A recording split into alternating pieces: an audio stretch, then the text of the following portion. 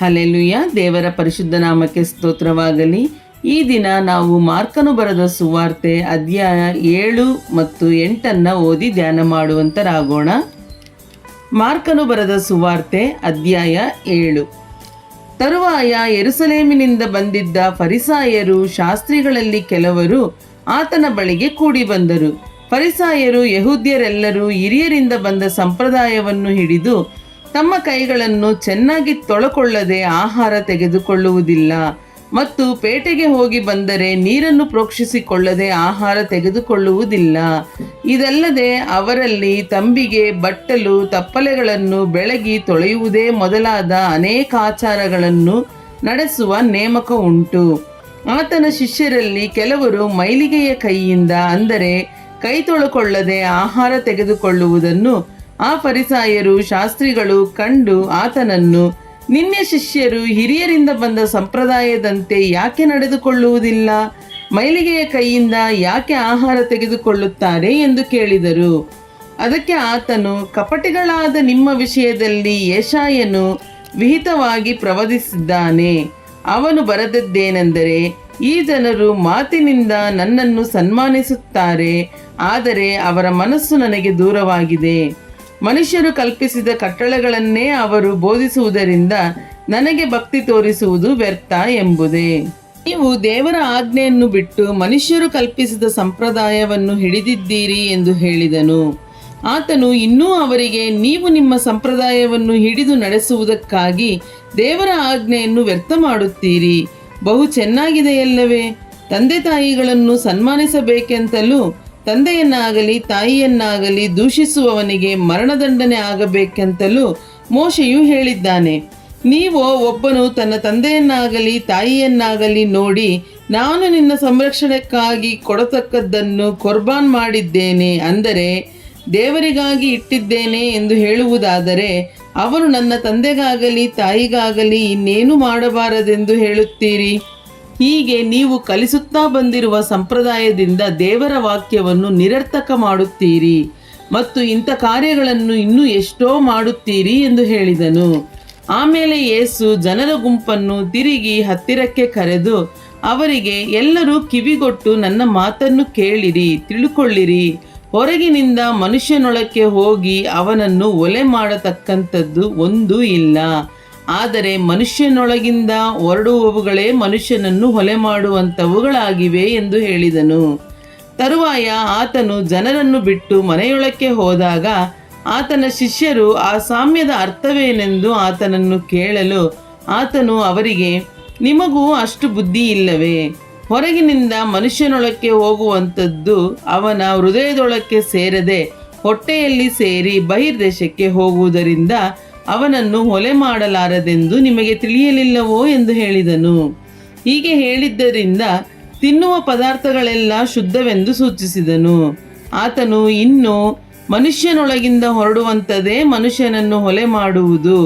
ಒಳಗಿನಿಂದ, ಅಂದರೆ ಮನುಷ್ಯರ ಮನಸ್ಸಿನೊಳಗಿಂದ ಸುಳ್ಳೆಗಾರಿಕೆ, ಕಳ್ಳತನ, ಕೊಲೆ, ಹಾದರ, ದ್ರವ್ಯಾಶೆ, ಕೆಡುಕತನ, ಮೋಸ, ಬಂಡತನ, ಹೊಟ್ಟೆ ಕಿಚ್ಚು, ಬೈಗಳು, ಸೊಕ್ಕು, ಬುದ್ಧಿಗೇಡಿತನ, ಇವೇ ಮೊದಲಾದವುಗಳ ಕೆಟ್ಟ ಆಲೋಚನೆಗಳು ಹೊರಡುತ್ತವೆ. ಈ ಕೆಟ್ಟ ವಿಷಯಗಳೆಲ್ಲ ಒಳಗಿನಿಂದ ಹೊರಟು ಮನುಷ್ಯನನ್ನು ಹೊಲೆ ಮಾಡುತ್ತವೆ ಅಂದನು.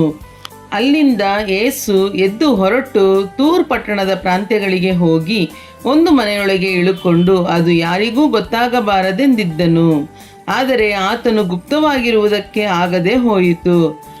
ಕೂಡಲೇ ಒಬ್ಬ ಹೆಂಗಸು ಆತನ ಸುದ್ದಿಯನ್ನು ಕೇಳಿ ಬಂದು ಆತನ ಪಾದಕ್ಕೆ ಬಿದ್ದಳು. ಆಕೆಯ ಮಗಳಿಗೆ ದೆವ್ವ ಹಿಡಿದಿತ್ತು. ಆ ಹೆಂಗಸು ಅನ್ಯಮತದವಳು, ಸುರೋಪೊಯಿನಿಕ್ಯರವಳು ಆಗಿದ್ದಳು. ಆಕೆಯು ತನ್ನ ಮಗಳ ದೆವ್ವವನ್ನು ಬಿಡಿಸಬೇಕೆಂದು ಆತನನ್ನು ಬೇಡಿಕೊಂಡಾಗ ಆತನು ಆಕೆಗೆ, ಮಕ್ಕಳಿಗೆ ಮೊದಲು ತೃಪ್ತಿಯಾಗಲಿ, ಮಕ್ಕಳು ತಿನ್ನುವ ರೊಟ್ಟಿಯನ್ನು ತಕ್ಕೊಂಡು ನಾಯಿ ಮರಿಗಳಿಗೆ ಹಾಕುವುದು ಸರಿಯಲ್ಲ ಎಂದು ಹೇಳಿದನು. ಅದಕ್ಕೆ ಆಕೆಯು, ಸ್ವಾಮಿ, ಆ ಮಾತು ನಿಜವೇ. ಮೇಜಿನ ಕೆಳಗಿರುವ ನಾಯಿ ಮರಿಗಳಂತೂ ಮಕ್ಕಳ ಕೈಯಿಂದ ಬೀಳುವ ರೊಟ್ಟಿ ತುಂಡುಗಳನ್ನು ತಿನ್ನುತ್ತವಲ್ಲ ಎಂದು ಉತ್ತರ ಕೊಡಲು ಆತನು, ಈ ಮಾತನ್ನು ಹೇಳಿದ್ದರಿಂದ ದೆವ್ವವು ನಿನ್ನ ಮಗಳನ್ನು ಬಿಟ್ಟು ಬಿಟ್ಟಿದೆ, ಹೋಗು ಅಂದನು. ಆಕೆಯು ತನ್ನ ಮನೆಗೆ ಹೋಗಿ ನೋಡಲಾಗಿ ಆ ಹುಡುಗಿ ಹಾಸಿಗೆಯ ಮೇಲೆ ಮಲಗಿದ್ದಳು. ದೆವ್ವ ಅವಳನ್ನು ಬಿಟ್ಟು ಹೋಗಿತ್ತು. ಅನಂತರ ಆತನು ತೂರ್ ಪಟ್ಟಣದ ಪ್ರಾಂತ್ಯಗಳನ್ನು ಬಿಟ್ಟು ಸೀದೋನ್ ಪಟ್ಟಣದ ಮಾರ್ಗವಾಗಿ ದೆಕಪೊಲಿಯ ಪ್ರಾಂತ್ಯಗಳನ್ನು ಹಾದು ಗಲಿಲಾಯ ಸಮುದ್ರಕ್ಕೆ ಬಂದನು. ಆಗ ಕೆಲವರು ತೊದಲು ಮಾತಾಡುವ ಒಬ್ಬ ಕಿವುಡನನ್ನು ಆತನ ಬಳಿಗೆ ಕರೆತಂದು, ಇವನ ಮೇಲೆ ನಿನ್ನ ಕೈ ಇಡಬೇಕು ಎಂದು ಆತನನ್ನು ಬೇಡಿಕೊಂಡರು. ಆತನು ಅವನನ್ನು ಜನರ ಗುಂಪಿನಿಂದ ಒತ್ತಟ್ಟಿಗೆ ಕರಕೊಂಡು ಹೋಗಿ ತನ್ನ ಬೆರಳುಗಳನ್ನು ಅವನ ಕಿವಿಗಳಲ್ಲಿ ಇಟ್ಟು ಉಗುಳಿ ಅವನ ನಾಲಿಗೆಯನ್ನು ಮುಟ್ಟಿ ಆಕಾಶದ ಕಡೆಗೆ ನೋಡಿ ನಿಟ್ಟುಸಿರು ಬಿಟ್ಟು ಅವನಿಗೆ ಎಫ್ಫತಾ ಎಂದು ಹೇಳಿದನು. ಆ ಶಬ್ದಕ್ಕೆ ತೆರೆಯಲಿ ಎಂದರ್ಥ. ಹೇಳುತ್ತಲೇ ಅವನ ಕಿವಿ ತೆರೆದವು. ಅವನ ನಾಲಿಗೆಯ ಕಟ್ಟು ಬಿಚ್ಚಿ ಹೋಯಿತು. ಅವನು ನೆಟ್ಟಗೆ ಮಾತಾಡಿದನು. ಆಗ ಆತನು ಯಾರಿಗೂ ತಿಳಿಸಬಾರದೆಂದು ಅವರಿಗೆ ಖಂಡಿತವಾಗಿ ಹೇಳಿದನು. ಆದರೆ ಎಷ್ಟು ಖಂಡಿತವಾಗಿ ಹೇಳಿದರೂ ಅವರು ಮತ್ತಷ್ಟು ಹೆಚ್ಚಾಗಿ ಅದನ್ನು ಹಬ್ಬಿಸಿದರು. ಅವರು ಅತ್ಯಂತ ಆಶ್ಚರ್ಯಪಟ್ಟು, ಎಲ್ಲ ಚೆನ್ನಾಗಿ ಮಾಡಿದ್ದಾನೆ, ಕಿವುಡರಾದರೂ ಕೇಳುವಂತೆ ಮಾಡುತ್ತಾನೆ, ಮೂಕರಾದರೂ ಮಾತಾಡುವಂತೆ ಮಾಡುತ್ತಾನೆ ಅಂದುಕೊಂಡರು. ಮಾರ್ಕನು ಬರೆದ ಸುವಾರ್ತೆ ಅಧ್ಯಾಯ 8. ಆ ದಿವಸಗಳಲ್ಲಿ ಜನರು ತಿರುಗಿ ಗುಂಪು ಕೂಡಿ ಬಂದಾಗ ಅವರಿಗೆ ಊಟಕ್ಕೆ ಏನೂ ಇಲ್ಲದೆ ಇರಲು ಯೇಸು ತನ್ನ ಶಿಷ್ಯರನ್ನು ಹತ್ತಿರಕ್ಕೆ ಕರೆದು, ಈ ಜನರನ್ನು ನೋಡಿ ಕನಿಕರ ಪಡುತ್ತೇನೆ. ಇವರು ನನ್ನ ಬಳಿಗೆ ಬಂದು 3 ದಿನವಾಯಿತು, ಇವರಿಗೆ ಊಟಕ್ಕೆ ಏನೂ ಇಲ್ಲ. ಇವರನ್ನು ಉಪವಾಸವಾಗಿ ಮನೆಗೆ ಕಳುಹಿಸಿ ಬಿಟ್ಟರೆ ದಾರಿಯಲ್ಲಿ ಬಳಲಿ ಹೋಗುವರು. ಇವರಲ್ಲಿ ಕೆಲವರು ದೂರದಿಂದ ಬಂದಿದ್ದಾರಲ್ಲ ಎಂದು ಅವರಿಗೆ ಕೇಳಿದ್ದಕ್ಕೆ ಶಿಷ್ಯರು, ಈ ಅಡವಿಯಲ್ಲಿ ಎಲ್ಲಿಂದ ರೊಟ್ಟಿಯನ್ನು ತಂದು ಈ ಜನರನ್ನು ತೃಪ್ತಿಪಡಿಸುವುದಕ್ಕಾಯಿತು ಅಂದರು. ಆತನು, ನಿಮ್ಮಲ್ಲಿ ಎಷ್ಟು ರೊಟ್ಟಿಗಳಿವೆ ಎಂದು ಅವರನ್ನು ಕೇಳಿದ್ದಕ್ಕೆ ಅವರು 7 ಅವೆ ಅಂದರು. ಆಗ ಆತನು ಜನರ ಗುಂಪಿಗೆ ನೆಲದ ಮೇಲೆ ಕೂತುಕೊಳ್ಳಿರಿ ಎಂದು ಅಪ್ಪಣೆ ಕೊಟ್ಟು ಆ 7 ರೊಟ್ಟಿಗಳನ್ನು ತೆಗೆದುಕೊಂಡು ದೇವರ ಸ್ತೋತ್ರ ಮಾಡಿ ಅವುಗಳನ್ನು ಮುರಿದು ಹಂಚುವುದಕ್ಕಾಗಿ ತನ್ನ ಶಿಷ್ಯರ ಕೈಗೆ ಕೊಟ್ಟನು. ಅವರು ಗುಂಪಿನವರಿಗೆ ಹಂಚಿಕೊಟ್ಟರು. ಇದಲ್ಲದೆ ಅವರಲ್ಲಿ ಕೆಲವು ಸಣ್ಣ ಮೀನುಗಳಿದ್ದವು. ಅವುಗಳನ್ನು ಆತನು ತೆಗೆದುಕೊಂಡು ದೇವರ ಸ್ತೋತ್ರ ಮಾಡಿ, ಇವುಗಳನ್ನು ಹಂಚಿಕೊಡಿರಿ ಅಂದನು. ಅವರು ಊಟ ಮಾಡಿ ತೃಪ್ತರಾದರು. ಮಿಕ್ಕ ತುಂಡುಗಳನ್ನು ಕೂಡಿಸಲಾಗಿ 7 ಹೆಡಿಗೆ ಆದವು. ಊಟ ಮಾಡಿದವರು ಹೆಚ್ಚು ಕಡಿಮೆ 4,000 ಮಂದಿ. ಬಳಿಕ ಆತನು ಅವರನ್ನು ಕಳುಹಿಸಿಬಿಟ್ಟ ಕೂಡಲೇ ತನ್ನ ಶಿಷ್ಯರನ್ನು ಕರಕೊಂಡು ದೋಣಿಯನ್ನು ಹತ್ತಿ ದಲ್ಮನೂತ ಸೀಮೆಗೆ ಬಂದನು. ತರುವಾಯ ಫರಿಸಾಯರು ಹೊರಟು ಬಂದು ಆತನ ಕೂಡ ತರ್ಕ ಮಾಡುತ್ತಾ ಪರೀಕ್ಷಿಸುವುದಕ್ಕಾಗಿ, ನೀನು ಆಕಾಶದಲ್ಲಿ ಒಂದು ಸೂಚಕ ಕಾರ್ಯವನ್ನು ತೋರಿಸಿಕೊಡಬೇಕೆಂದು ಕೇಳುತ್ತಿರಲು, ಆತನು ತನ್ನ ಆತ್ಮದಲ್ಲಿ ನೊಂದು ನಿಟ್ಟುಸಿರು ಬಿಟ್ಟು, ಈ ಸಂತತಿಯು ಸೂಚಕ ಕಾರ್ಯವನ್ನು ಅಪೇಕ್ಷಿಸುವುದು ಯಾಕೆ? ನಿಮಗೆ ಸತ್ಯವಾಗಿ ಹೇಳುತ್ತೇನೆ, ಈ ಸಂತತಿಗೆ ಸೂಚಕ ಕಾರ್ಯವು ಸಿಕ್ಕುವುದೇ ಇಲ್ಲ ಎಂದು ಹೇಳಿ ಅವರನ್ನು ಬಿಟ್ಟು ತಿರುಗಿ ದೋಣಿಯನ್ನು ಹತ್ತಿ ಆಚೆ ದಡಕ್ಕೆ ಹೋದನು. ಆದರೆ ಶಿಷ್ಯರು ರೊಟ್ಟಿ ಬುತ್ತಿ ಕಟ್ಟುಕೊಳ್ಳುವುದನ್ನು ಮರೆತರು. ದೋಣಿಯಲ್ಲಿ ಅವರಿಗೆ 1 ರೊಟ್ಟಿ ಮಾತ್ರ ಇತ್ತು, ಬೇರೆ ಇರಲಿಲ್ಲ. ಯೇಸು ಅವರಿಗೆ ಎಚ್ಚರಿಕೆ, ಫರಿಸಾಯರ ಮತ್ತು ಹೆರೋದನ ಹುಳಿಹಿಟ್ಟಿನ ವಿಷಯದಲ್ಲಿ ನೋಡಿಕೊಳ್ಳಿರಿ ಎಂದು ಖಂಡಿತವಾಗಿ ಹೇಳಲು, ಅವರು ನಮ್ಮಲ್ಲಿ ರೊಟ್ಟಿ ಇಲ್ಲವಲ್ಲ ಎಂದು ತಮ್ಮೊಳಗೆ ಮಾತಾಡಿಕೊಳ್ಳುತ್ತಿದ್ದರು. ಆತನು ಅದನ್ನು ತಿಳಿದು, ರೊಟ್ಟಿ ಇಲ್ಲವಲ್ಲ ಎಂದು ಮಾತಾಡಿಕೊಳ್ಳುವುದೇಕೆ? ನೀವು ಇನ್ನೂ ಗ್ರಹಿಸಲಿಲ್ಲವೋ? ತಿಳಿವಳಿಕೆ ಬರಲಿಲ್ಲವೋ? ನಿಮ್ಮ ಮನಸ್ಸು ಕಲ್ಲಾಗಿದೆಯೋ? ಕಣ್ಣಿದ್ದು ಕಾಣುವುದಿಲ್ಲವೋ? ಕಿವಿಯಿದ್ದು ಕೇಳುವುದಿಲ್ಲವೋ? ನಿಮಗೆ ನೆನಪಿಲ್ಲವೋ? ನಾನು 5 ರೊಟ್ಟಿಗಳನ್ನು ಮುರಿದು 5,000 ಜನರಿಗೆ ಹಂಚಿಸಿದಾಗ ತುಂಡು ತುಂಬಿದ ಎಷ್ಟು ಪುಟ್ಟಿಗಳನ್ನು ತೆಗೆದುಕೊಂಡು ಹೋದಿರಿ ಎಂದು ಕೇಳಿದ್ದಕ್ಕೆ ಅವರು 12 ಪುಟ್ಟಿ ಅಂದರು. ಮತ್ತು ಆ 7 ರೊಟ್ಟಿಗಳನ್ನು 4,000 ಜನರಿಗೆ ಹಂಚಿಸಿದಾಗ ತುಂಡು ತುಂಬಿದ ಎಷ್ಟು ಹೆಡಿಗೆಗಳನ್ನು ತೆಗೆದುಕೊಂಡು ಹೋದಿರಿ ಎಂದು ಕೇಳಿದ್ದಕ್ಕೆ ಅವರು 7 ಹೆಡಿಗೆ ಅಂದರು. ಆಗ ಆತನು ಅವರಿಗೆ, ನಿಮಗೆ ಇನ್ನೂ ತಿಳಿವಳಿಕೆ ಬರಲಿಲ್ಲವೇ ಎಂದು ಹೇಳಿದನು. ಮತ್ತು ಅವರು ಬೇತ್ಸಾಯದ ಊರಿಗೆ ಬಂದರು. ಅಲ್ಲಿ ಜನರು ಒಬ್ಬ ಕುರುಡನನ್ನು ಯೇಸುವಿನ ಬಳಿಗೆ ಕರಕೊಂಡು ಬಂದು, ಇವನನ್ನು ಮುಟ್ಟಬೇಕು ಎಂದು ಆತನನ್ನು ಬೇಡಿಕೊಂಡರು. ಆತನು ಕುರುಡನ ಕೈ ಹಿಡುಕೊಂಡು ಊರ ಹೊರಕ್ಕೆ ಕರಕೊಂಡು ಹೋಗಿ ಅವನ ಕಣ್ಣುಗಳಲ್ಲಿ ಉಗುಳಿ ಅವನ ಮೇಲೆ ಕೈಯಿಟ್ಟು, ನಿನಗೇನಾದರೂ ಕಾಣುತ್ತದೋ ಎಂದು ಆತನನ್ನು ಕೇಳಿದನು. ಅವನು ತಲೆ ಎತ್ತಿ ನೋಡಿ, ನನಗೆ ಜನರು ಕಾಣುತ್ತಾರೆ, ಅವರು ಮರಗಳಂತೆ ಕಾಣಿಸಿದರೂ ತಿರುಗಾಡುತ್ತಾ ಇದ್ದಾರೆ ಅಂದನು.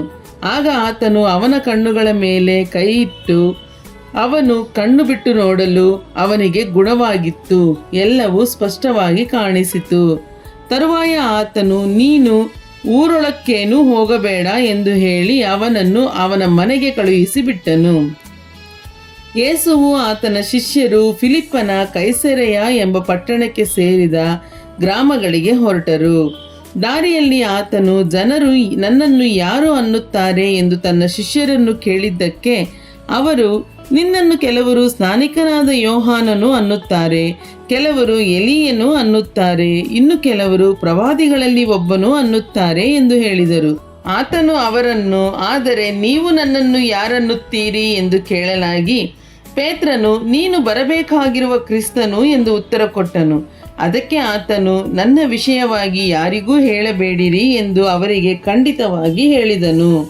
ಇದಲ್ಲದೆ ಆತನು, ಮನುಷ್ಯಕುಮಾರನು ಬಹು ಕಷ್ಟಗಳನ್ನು ಅನುಭವಿಸಿ ಹಿರಿಯರಿಂದಲೂ ಮಹಾಯಾಜಕರಿಂದಲೂ ಶಾಸ್ತ್ರಿಗಳಿಂದಲೂ ನಿರಾಕೃತವಾಗಿ ಕೊಲ್ಲಲ್ಪಟ್ಟು 3 ದಿನದ ಮೇಲೆ ಜೀವಿತನಾಗಿ ಎದ್ದು ಬರಬೇಕಾಗಿದೆ ಎಂದು ಉಪದೇಶ ಮಾಡುವುದಕ್ಕೆ ಪ್ರಾರಂಭ ಮಾಡಿದನು. ಅವನು ಈ ಮಾತನ್ನು ಏನೂ ಗುಂಬವಿಲ್ಲದೆ ಹೇಳಿದನು. ಆಗ ಪೇತ್ರನು ಆತನ ಕೈ ಹಿಡಿದು ಆತನನ್ನು ಗದರಿಸುವುದಕ್ಕೆ ಪ್ರಾರಂಭಿಸಲು ಆತನು ಹಿಂತಿರುಗಿಕೊಂಡು ತನ್ನ ಶಿಷ್ಯರನ್ನು ನೋಡಿ ಪೇತ್ರನಿಗೆ, ಸೈತಾನನೇ, ನನ್ನ ಮುಂದೆ ನಿಲ್ಲಬೇಡ, ನಡೆ, ನಿನ್ನ ಯೋಚನೆ ಮನುಷ್ಯರ ಯೋಚನೆಯೇ ಹೊರತು ದೇವರದಲ್ಲ ಎಂದು ಗದರಿಸಿ ಹೇಳಿದನು. ಆಮೇಲೆ ಆತನು ತನ್ನ ಶಿಷ್ಯರ ಜೊತೆಗೆ ಜನರ ಗುಂಪನ್ನು ಹತ್ತಿರ ಕರೆದು ಅವರಿಗೆ ಹೇಳಿದ್ದೇನೆಂದರೆ, ಯಾವನಿಗಾದರೂ ನನ್ನ ಹಿಂದೆ ಬರುವುದಕ್ಕೆ ಮನಸ್ಸಿದ್ದರೆ ಅವನು ತನ್ನನ್ನು ನಿರಾಕರಿಸಿ ತನ್ನ ಶಿಲುಬೆಯನ್ನು ಹೊತ್ತುಕೊಂಡು ನನ್ನ ಹಿಂದೆ ಬರಲಿ. ತನ್ನ ಪ್ರಾಣವನ್ನು ಉಳಿಸಿಕೊಳ್ಳಬೇಕೆಂದಿರುವವನು ಅದನ್ನು ಕಳಕೊಳ್ಳುವನು. ಆದರೆ ನನ್ನ ನಿಮಿತ್ತವಾಗಿಯೂ ಸುವಾರ್ತೆಯ ನಿಮಿತ್ತವಾಗಿಯೂ ತನ್ನ ಪ್ರಾಣವನ್ನು ಕಳಕೊಂಡವನು ಅದನ್ನು ಉಳಿಸಿಕೊಳ್ಳುವನು. ಒಬ್ಬ ಮನುಷ್ಯನು ಲೋಕವನ್ನೆಲ್ಲ ಸಂಪಾದಿಸಿಕೊಂಡರೂ ಪ್ರಾಣ ನಷ್ಟಪಟ್ಟರೆ ಅವನಿಗೆ ಪ್ರಯೋಜನವೇನು? ಒಬ್ಬನು ತನ್ನ ಪ್ರಾಣಕ್ಕೆ ಏನು ಈಡು ಕೊಡಬಹುದು? ವ್ಯಭಿಚಾರಣೆಯಂತಿರುವ ಈ ಪಾಪಿಷ್ಟ ಸಂತತಿಯಲ್ಲಿ ಯಾವನು ನನಗೂ ನನ್ನ ಮಾತುಗಳಿಗೂ ನಾಚಿಕೊಳ್ಳುತ್ತಾನೆ, ಅವನಿಗೆ ಮನುಷ್ಯಕುಮಾರನು ತಾನು ತನ್ನ ತಂದೆಯ ಪ್ರಭಾವದೊಡನೆ ಪರಿಶುದ್ಧ ದೇವದೂತರ ಸಮೇತವಾಗಿ ಬರುವಾಗ ನಾಚಿಕೊಳ್ಳುವನು ಅಂದನು. ಹಲ್ಲೆಲೂಯಾ. ದೇವರ ಪರಿಶುದ್ಧ ನಾಮಕ್ಕೆ ಸ್ತೋತ್ರವಾಗಲಿ.